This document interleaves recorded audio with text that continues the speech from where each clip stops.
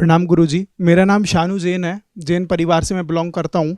तो मेरा मानना ये है कि गुरु जीवन में एक होना चाहिए, या फिर आपने जैसे कहा कि गुरु ज़रूरी नहीं है कि ज्ञानवान होना चाहिए और ज़रूरी नहीं है कि एक उच्च पद पर होना चाहिए।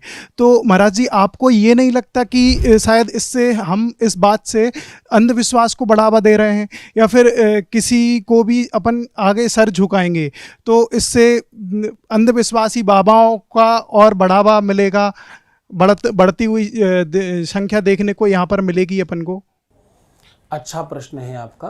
सबसे पहले तो जीवन में गुरु एक हो ही नहीं सकता। हम सबको वो वाला खिलौना पकड़ा दिया गया है जो कहीं होता नहीं है। एक गुरु का कोई मतलब नहीं। पहला गुरु तो आपकी अपनी माँ है, तब तो कोई नहीं था। दूसरा गुरु आपका क्लास टीचर है जिसने पहली बार तुम्हें कुछ पढ़ना वढ़ना सिखाया। तो जीवन में तमाम पथ पर गुरु मिलते, तो एक गुरु होता ही नहीं, ये शब्द ही गलत है। जी गुरुदेव, लेकिन मेरा मानना ऐसा, या फिर जो मुझे बताया गया है अभी तक, कि गुरु जो होता है वो एक ही होना चाहिए। जैसे कि माँ होती है, माँ एक होती है, वैसे ही गुरु एक होना चाहिए। और बाकी का हम सबको अपनी, जैसे अब बड़ी महिलाएं होती हैं उनको माँ मान के चलते हैं, ऐसे ही गुरु मान करके उनके आदर्शों का पालन करना चाहिए। लेकिन ऐसा हमें बताया गया है जो अभी तक हमने एक्सेप्ट किया है। ये विशाल विषय है। गुरु एक जिस दिशा में कहा गया, जिस परंपरा में कहा गया, उसको हमने सब जगह मिक्स कर लिया। हम हिंदुस्तानियों की आदत है, एक दवाई का नाम जान जाए तो हम डॉक्टर हो जाते हैं।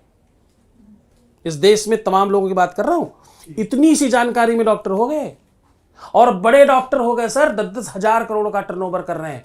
एक श्लोक सही से जान गया वो महापुरुष हो जाता है। और इस देश में लोगों को आदत है जरा सी जानकारी में ज्ञानी बनने की। तो ये सबसे दोषपूर्ण ज्ञान है कि गुरु एक होना चाहिए। जिस दिशा में कहा गया, ये कहा गया है एक गुरु आपकी साधना पथ पर कहा गया है।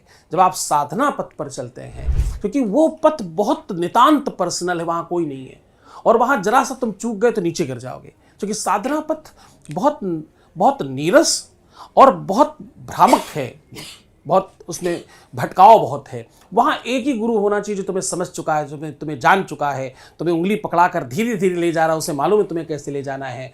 जैसे डॉक्टर तुम्हें बचपन से जानता है, तुम्हारी प्रवृत्तियों को, तुम्हारे पूरे की पूरे शरीर की गतिविधियों को जानता है कि यार तुम्हें क्या सूट करता है, क्या नहीं सूट करता, तुम क्या खा सकते हो, तुम्हारे लिए क्या उचित है। वैसे ही साधना पथ पर ये ठीक है। बाकी जीवन रूपी व्यवस्था में तो आपको तमाम गुरु मिलते ही हैं। आप रोक नहीं सकते, आप चुनाव कर सकते हैं कि मेरे अपने, जिस प्रकार से आप पानी हर जगह का नहीं पीते, जिस प्रकार से हर जगह आप भोजन नहीं करते, जैसे आप जैनी हो तो जैनियों की तो परंपरा है कि मैं ये नहीं खाता, मैं वो नहीं पीता, मैं ऐसे नहीं करता, मैं वैसे नहीं करता। आप नियम पालन करते हो ना, तो वो नियम पालन जो है वो अंकुश है, वो व्यवस्था है, वो एक ऐसा अरेंजमेंट है जिसमें मर्यादा, जिससे आप बोलते हो।